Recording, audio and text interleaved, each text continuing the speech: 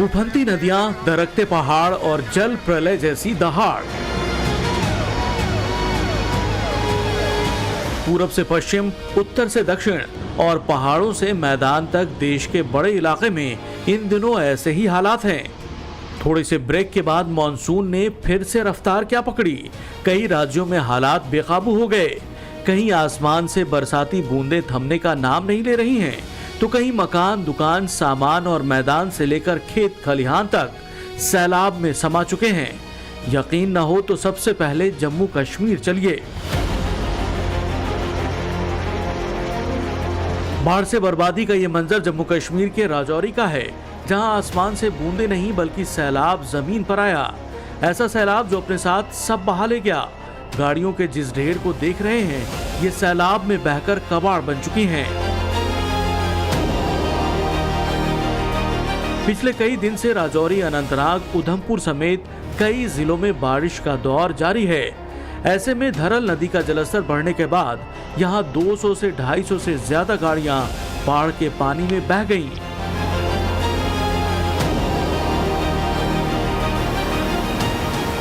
मैं इस वक्त मौजूद हूं जम्मू में तवी नदी के किनारे, और यहाँ पे तस्वीरों में आप देख सकते हैं कि किस तरीके से तवी नदी ने यहाँ पे उग्र रूप धारण किया है। राजौरी और पुंछ की अगर बात की जाए तो वहाँ पर भी भारी बारिश और बाढ़ की वजह से भारी नुकसान हुआ है। कई लोगों की मौत हो गई तो कई प्रॉपर्टियाँ जो हैं वो पूरी तरीके से तबाह हुई हैं। कल लोरन में भी 7 लोगों की मौत जो है वो रिपोर्ट की गई है। वहीं आपको बता दें कि डोडा, राजौरी, पुंछ, कश्मीर के कई अलग अलग ज़िलों में भी लगातार बाढ़ और बारिश जैसे हालात बने हुए हैं। भयंकर तबाही की ये तस्वीरें करगिल से आई हैं, जहां बादल फटने के बाद सड़क नाले में बदल गई। डरे सहमे लोग किनारे पर खड़े हैं। मलबे के साथ पानी पूरी रफ्तार से रिहायशी इलाके में दाखिल हो गया।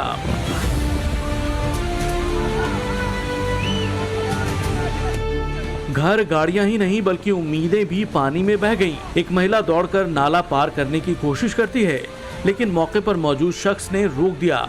महिला को खींचकर ऊपर की तरफ ले जाता है।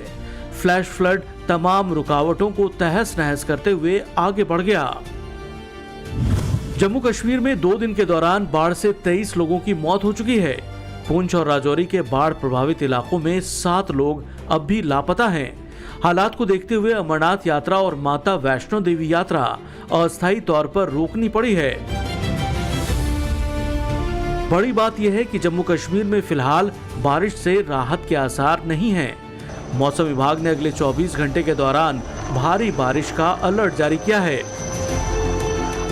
पिछले साल इसी जगह पे ये वो पोर्शन था जहां पर पूरी तरीके से तबाह हुआ था, और यहाँ पे भारी नुकसान जो है लो लाइन इलाकों में रहने वाले लोगों को झेलना पड़ा। बल्कि एक पोर्शन जो तवी का यहाँ पे जो ब्रिज का है वो पूरी तरीके से तबाह हुआ। लेकिन आज एक बार फिर 24 घंटे का अलर्ट मौसम विभाग की तरफ से जारी किया गया है, और यहाँ पे लगातार पानी का जलस्तर तवी नदी का बढ़ता हुआ नजर आ रहा है। सैलाब का ये रौद्र रूप सलाल बांध का है। जम्मू कश्मीर के रियासी जिले में लगातार हो रही भारी बारिश की वजह से सलाल बांध का लेवल तेजी से बढ़ रहा है, लिहाजा डैम के सभी गेट खोल दिए गए हैं।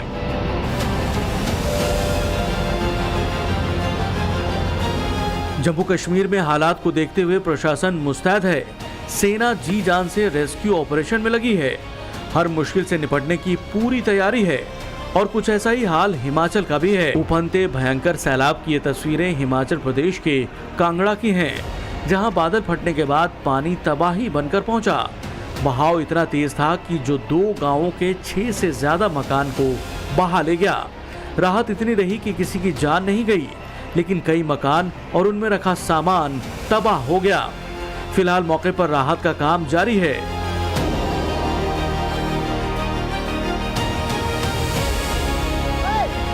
बर्बादी की बाढ़ के जोर को देख लीजिए, तबाही का अंदाजा लगाया जा सकता है। चंबा की पांगी वैली में बादल फटने के बाद आया सैलाब अपने साथ कई पुल बहा ले गया। करीब 20 मजदूर अचानक आई बाढ़ के कारण फंस गए। खबर मिलते ही लोग मौके पर पहुंचे और काफी मशक्कत के बाद सभी मजदूर को सुरक्षित बाहर निकाला गया।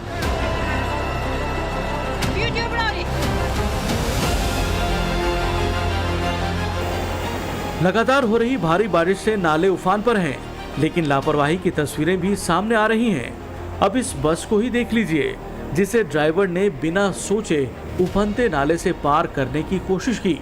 नतीजा ये हुआ कि बस बीच नाले में फंस गई, जिसके बाद बस में सवार यात्रियों को कड़ी मशक्कत के बाद सुरक्षित निकाला गया।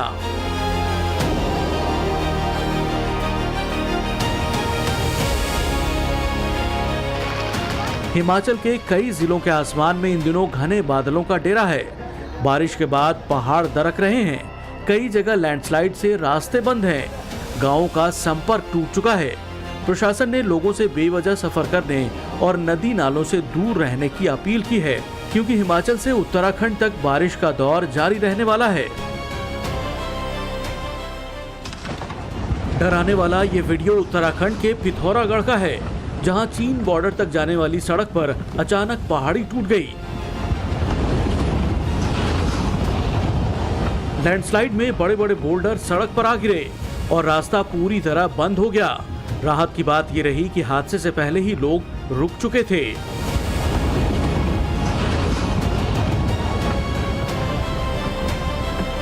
चमोली में बारिश के बाद पूरा पहाड़ टूटकर सड़क पर आ गया, जिससे कई इलाकों का संपर्क टूट गया।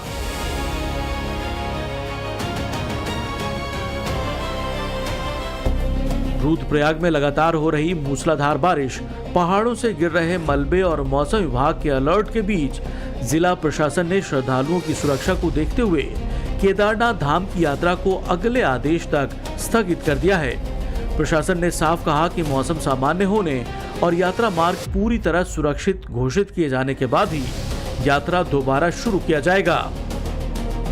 उत्तराखंड में बारिश के बाद फ्लैश फ्लड का खतरा बढ़ गया है। देहरादून समेत 11 जिलों में अलर्ट जारी किया गया है। लोगों से पूरी जानकारी हासिल करने के बाद ही सफर करने की सलाह दी गई है। बचाव कर्मी ऑक्सीजन सिलेंडर पीठ पर लेकर मास्क लगाकर टनल के अंदर जिंदगी बचाने की जंग में जुटे हैं। वीडियो सिक्किम के नामची का है। और चलिए बात मुख्यमंत्री योगी आदित्यनाथ की, जिन्होंने आज बहराइच में उनका कार्यक्रम था, जहां 350 करोड़ रुपए से ज्यादा की 70 परियोजनाओं का शिलान्यास और उद्घाटन उन्होंने किया, तो तुष्टीकरण की राजनीति को भी आड़े हाथों लिया। सीएम योगी ने साफ शब्दों में दो टूक चेतावनी दे दी कि यूपी में किसी भी विदेशी आक्रांता के नाम पर आयोजन स्वीकार नहीं किया जाएगा। उनका इशारा सालार मसूद गाजी से जुड़े मेले पर। सवाल यह है कि क्या यूपी में राष्ट्रवाद बनाम तुष्टीकरण की जंग बहराइच से ही 27 की नई सियासी पटकथा लिख रही? यह सवाल इसलिए भी है क्योंकि ओवैसी ने अपने मिशन यूपी की शुरुआत सबसे पहले बहराइच से ही की थी। यूपी की धरती पर ये नए भारत का नया यूपी है और नए भारत के नए यूपी में किसी विदेशी आक्रांता के स्मारक को भी हम स्वीकार नहीं करेंगे और उसके नाम पर कोई मेला और कोई आयोजन भी स्वीकार नहीं होना चाहिए। और अपने सेल फोन की लाइट खोल कर दिखा दो कि अब के बार उत्तर प्रदेश में मजलिस का परचम लहराएगा इंशाअल्लाह ताला। नजर से नहीं डरने वाले, एनकाउंटर से नहीं डरने वाले, आई लव मोहम्मद बोलने से नहीं डरने वाले,